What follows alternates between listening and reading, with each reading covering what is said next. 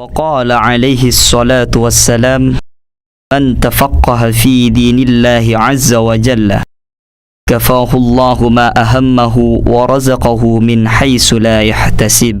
Barang siapa yang mempelajari agama Allah Subhanahu wa Ta'ala, maka Allah cukupkan baginya apa yang menjadi keinginannya dan dicukupkan rizkinya dari jalan yang tidak diduga-duga.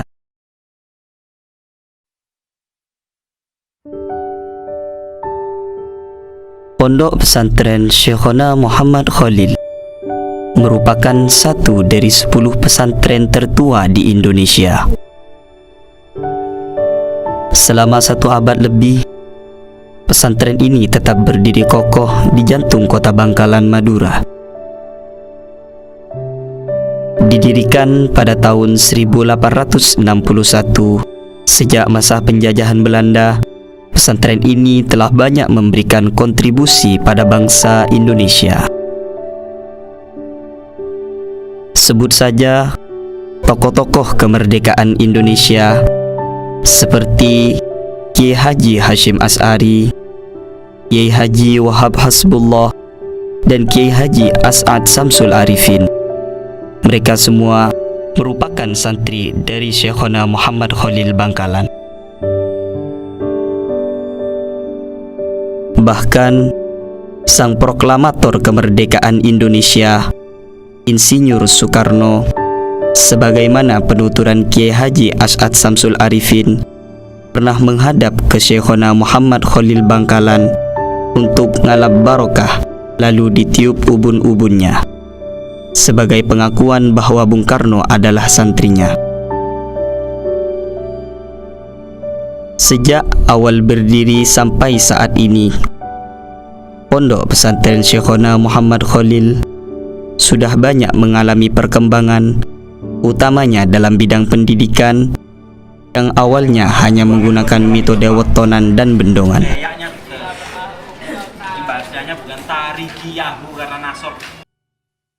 Pendidikan klasikal yang didirikan oleh Kiai Haji Abdullah Sakhol, mulai dari tingkat ibtidaiyah, sanawiyah, dan aliyah, merupakan pendidikan diniyah yang memfokuskan untuk mempelajari kitab-kitab para ulama Ahlus Sunnah wal Jamaah.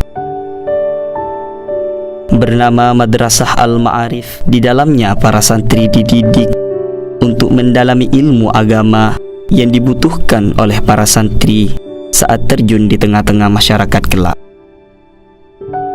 Ditunjang dengan lingkungan yang tidak lepas dari aktivitas ibadah dan belajar ilmu agama, sehingga mendukung pembentukan perilaku santri yang berakhlakul karimah. Sejak tahun 2016, pesantren Syekhona Muhammad Khalil telah membuka pendidikan diniyah formal yang mengintegrasikan pendidikan agama dan pendidikan formal. Walaupun pendidikan ini bersifat formal, namun kemasan dan desainnya diatur ala pesantren, sehingga dengan model ini para santri tetap bisa tafakuh fiddin tanpa meninggalkan legalitas formal ketika melanjutkan ke jenjang pendidikan yang lebih tinggi. Dengan sistem pendidikan yang tersedia di Pondok Pesantren Syekhona Muhammad Khalil, santri diharapkan mampu memberikan ilmu agama yang disertai dengan intelektualitas tinggi dalam diri seorang santri.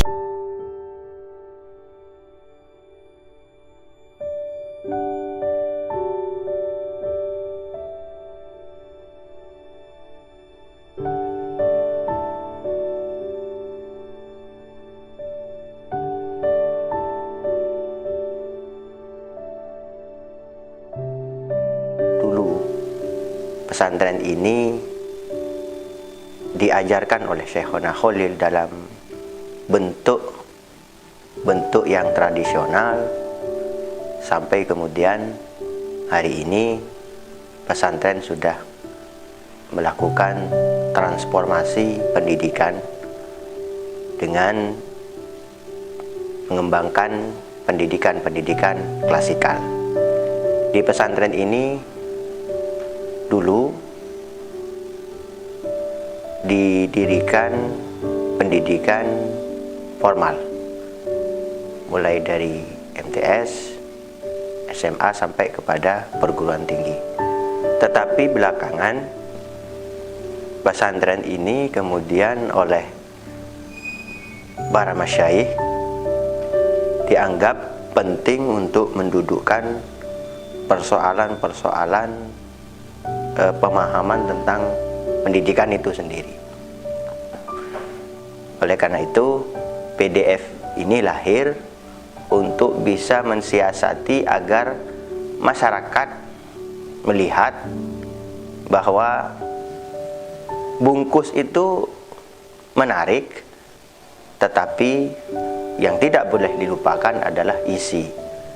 Dan saya kira PDF ini kepentingannya adalah untuk bagaimana nilai-nilai tafaqquh fiddin yang diajarkan oleh para masyayikh ini bisa dimaksimalkan, dan di sisi yang lain kemudian masyarakat juga bisa mengandalkan anak-anaknya yang nyantri di pesantren ini untuk bisa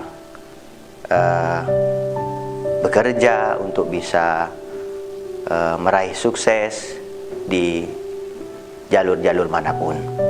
Kita optimis bahwa PDF ini akan mampu menyaingi terhadap jenis-jenis pendidikan formal yang lain. Yang diharapkan dari PDF ini adalah bagaimana santri-santri Syekhona Muhammad Khalil akan menjadi orang-orang yang memiliki integritas yang tinggi, kredibilitas, untuk bisa mewarnai kehidupan masyarakat agar lebih baik. Dan PDF ini tidak kemudian merubah terhadap sistem salaf yang memang dianut oleh pesantren Syekhona Muhammad Khalil.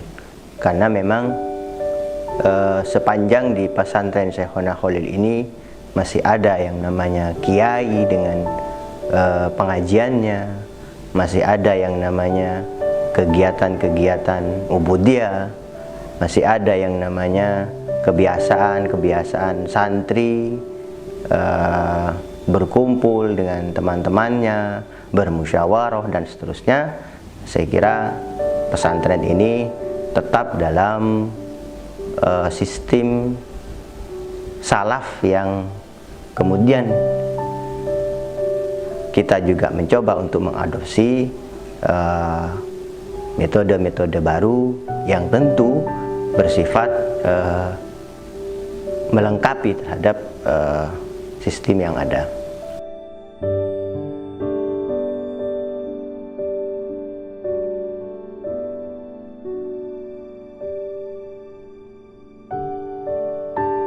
Setiap santri yang mondok ke pesantren Syekhona Muhammad Khalil akan melalui jenjang i'dadiyah, yaitu sekolah persiapan yang difokuskan dalam pendalaman gramatika Arab dan jarak cepat membaca kitab kuning. Santri-santri bisa membaca kitab dalam waktu singkat dan cepat. Dengan metode Al-Miftah lil Ulum, sebuah metode cara cepat membaca kitab kuning dari Sidogiri Di sini Pasuruan. kira-kira mudzakkar muannas. Kenapa mudzakkar? Tanda-tanda Dengan metode halakoh ini, para santri dididik untuk menjadi sentral pembelajaran dengan mengeksplorasi dan mengomunikasikan materi dan bahan ajar yang telah dipelajari di dalam kelas pada siang harinya. Ketika di Al-Qudus sebelum dibangunnya Al-Aqsa, bahwasanya ini memang At-Tawah di Metua. Jadi memang melalui sistem pendidikan 24 jam ini diharapkan para santri memiliki ilmu agama yang kuat untuk diamalkan di tengah-tengah masyarakat. Selain kegiatan yang bersifat klasikal, santri juga diperkaya dengan kegiatan ekstrakurikuler untuk mengasah kemampuan dan bakat santri pada bidang tertentu seperti kaligrafi, qiraat, kursus bahasa asing, Inggris dan Arab, kursus pidato dan nasyid Islami. Kegiatan kursus kaligrafi dilaksanakan setiap pekan dengan mengajarkan 7 jenis kaligrafi Arab yang populer untuk melestarikan khazanah Islam.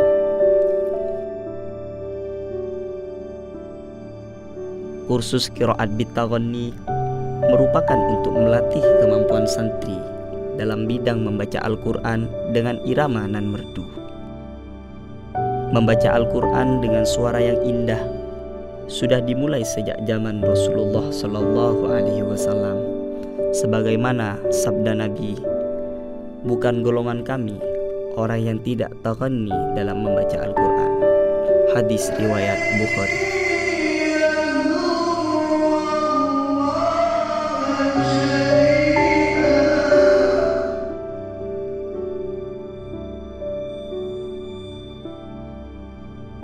Dan berbagai salah satu penggagas Bangkalan Kota Dzikir dan Sholawat tentunya tidak lengkap bila para santri tidak diajarkan seni hadrah, agar ikon Bangkalan sebagai kota dzikir dan sholawat bisa terus terpelihara dan terjaga kelestariannya.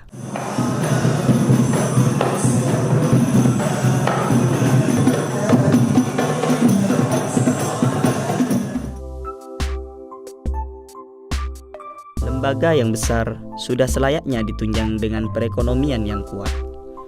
Maka sejak tahun 1988, Pondok Pesantren Syekhona Muhammad Khalil telah membuka Kopontren sebagai badan usaha milik pesantren. Sebagai badan usaha milik pesantren, Kopontren Syekhona Muhammad Khalil menyediakan semua kebutuhan santri. Selain itu, ada pula Kopontren yang menjual baju, sarung, kopiah, dan lain-lainnya untuk kebutuhan seragam santri yang mengikuti kegiatan sehari-harinya. Tercatat sejauh ini, Kopontren Syekhona Muhammad Khalil telah memiliki 10 unit usaha baik di dalam maupun luar pesantren. Dari 10 unit usaha tersebut, Kopontren Syekhona telah banyak menyokong dana operasional terhadap keberlangsungan pesantren. Menjadi